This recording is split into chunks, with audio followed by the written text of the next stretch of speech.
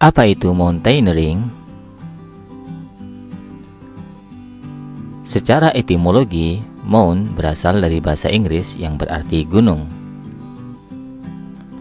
Mountaineering merupakan seluruh kegiatan yang dilakukan di gunung. Kegiatan yang biasa dilakukan dalam mountaineering diantaranya: pertama, berjalan atau hill walking. Kedua, memanjat tebing atau rock climbing. Ketiga, mendaki gunung es atau snow and ice climbing. Berjalan atau hill walking merupakan kegiatan yang paling banyak dilakukan oleh pendaki gunung, khususnya di Indonesia. Sebelum melaksanakan mountaineering atau pendakian, ada hal-hal yang perlu kita perhatikan. Persiapan mendaki gunung. Adapun persiapan yang perlu dilakukan antara lain: pertama, rencana ekspedisi. Kedua, pengumpulan data tentang gunung yang akan kita daki. Ketiga, pemahaman yang baik tentang peta. Kemudian, menetapkan manfaat dari pendakian tersebut. Dan yang terakhir, persiapan diri bagi pendaki.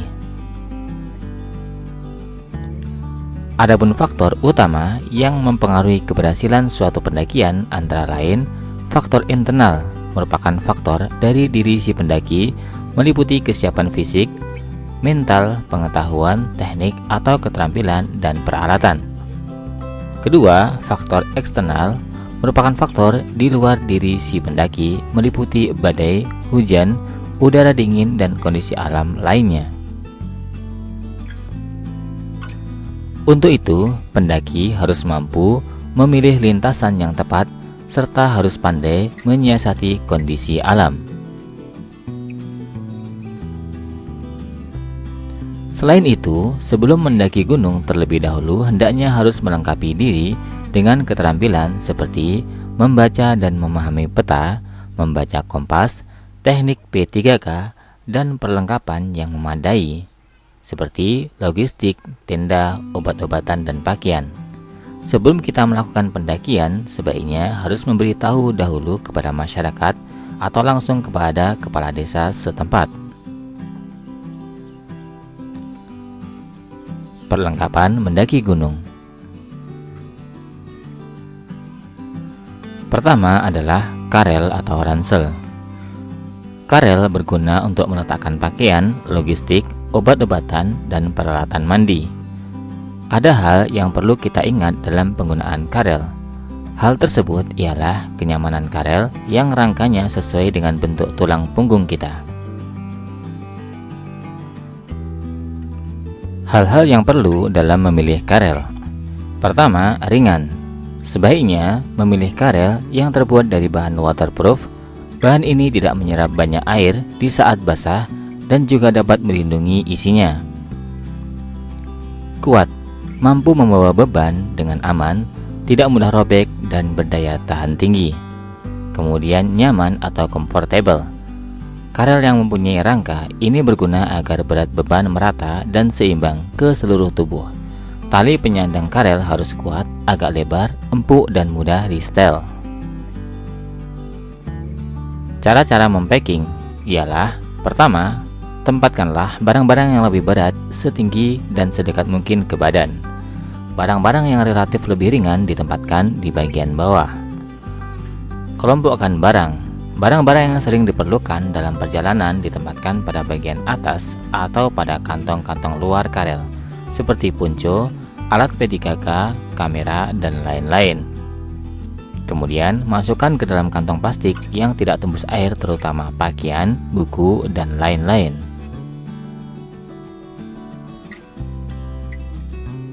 Peralatan kedua yakni tenda. Mengenai tenda, yang harus diperhatikan adalah tenda yang dapat menahan hujan dan angin. Untuk mendirikan tenda, usahakan di tempat yang datar, mendekati mata air, jauh dari pohon-pohon yang kering, dan menghadap jalan. Ketiga, perlengkapan masak dan makanan. Alat-alat perlengkapan masak yang dibawa harus praktis dan efisien seperti nesting, kompor gas tabung, Sedangkan makanan yang dibawa harus makanan yang ringkas dan mudah dimasak seperti mie, sarden, kornet, susu kaleng, dan makanan lain yang banyak mengandung hidrat, arang, atau makanan yang banyak menghasilkan energi seperti coklat, gula merah, dan madu. Keempat, pakaian. Karena sering terjadi perubahan cuaca, maka sebaiknya menggunakan pakaian yang dapat menyerap keringat.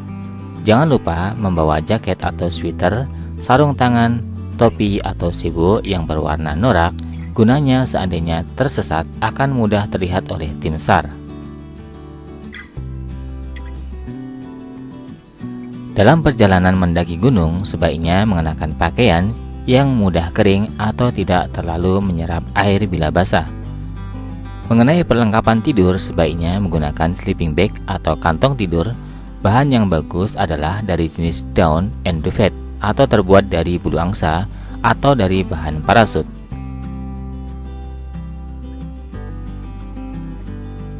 Kelima, sepatu atau sandal gunung. Gunanya untuk melindungi kaki kita dari batu tajam, kayu runcing, gigitan binatang, serta duri-duri yang banyak kita temui selama perjalanan mendaki gunung tersebut. Adapun syarat-syarat sepatu yang baik yaitu sepatu yang mempunyai kembang yang besar dengan ceruk yang dalam dan berpunggung yang tinggi. Gunanya untuk memantapkan posisi kaki terhadap tebing yang curam dan bebatuan yang terjal. Sebaiknya menggunakan sepatu atau sandal yang bahannya terbuat dari karet karena tidak mudah robek bila terkena duri atau batu yang cadas, dan memakai sepatu atau sandal yang berukuran lebih besar untuk menghindari kelecetan pada kaki.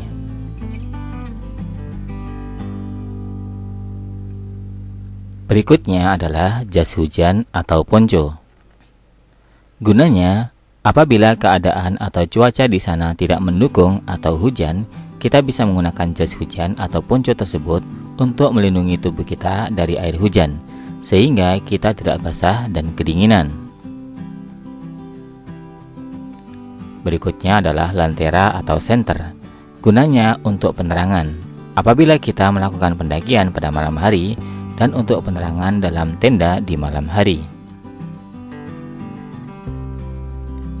Berikutnya adalah peralatan P3K.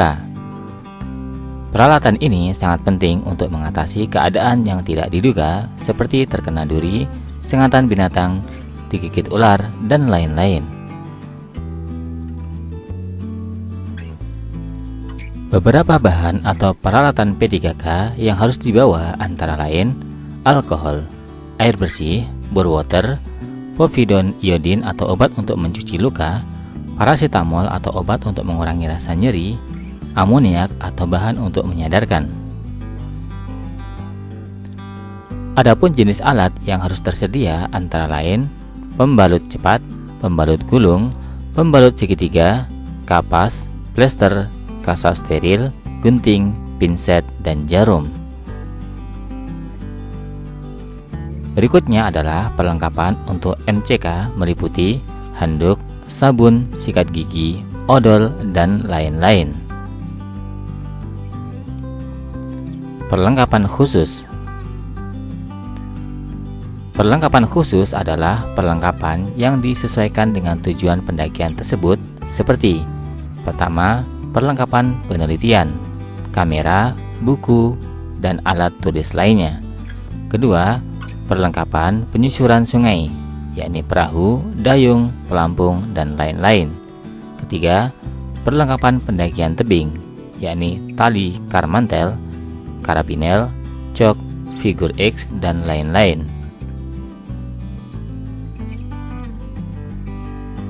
Perlengkapan tambahan. Perlengkapan ini tidak harus dibawa seperti Walkman, gitar, dan lain-lain.